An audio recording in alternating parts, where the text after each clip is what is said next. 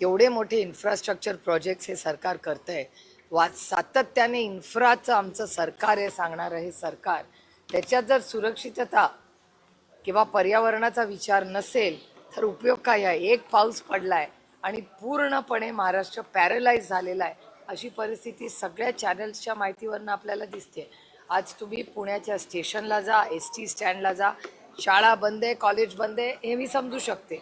पण कनेक्टिव्हिटी पुणे आणि मुंबई ही एवढी महत्त्वाची शहरं आहेत, त्याच्यात कनेक्टिव्हिटी बंद होणं हे धक्कादायक आहे.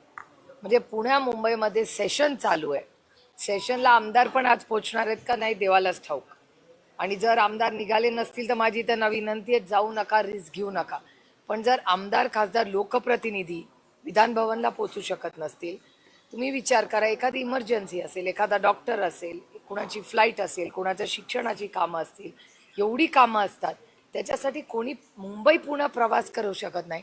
आणि मुंबई पुणे प्रवास करण्यासाठी 3 रस्ते, एक रस्ता नाही आहे, 3 रस्ते. एक ताम्हिणी घाटातून तुम्ही जाऊ शकता, तो बंद. मिसिंग लिंक म्हणे तो बंद. जुना आपला म्हणजे तुमचा कदाचित जन्मही झाला नसेल तेव्हा, आमच्या लहानपणी आम्ही त्या खंडाळाच्या घाटाने जायचो, जुना रस्ता ज्याला म्हणतात, तोही बंद. मग सगळेच रस्ते बंद झाले असतील तर ह्या सगळ्याचं ऑडिट व्हायला नको की एवढे इन्फ्रास्ट्रक्चर प्रोजेक्ट्स करताना पर्यावरणाचा विचारच या सरकारने केलेला नाही आहे. आणि सगळ्याचे कॉस्ट एस्किलेशन्स आहे, नुसता इन्फ्राचा इश्यू नाही आहे.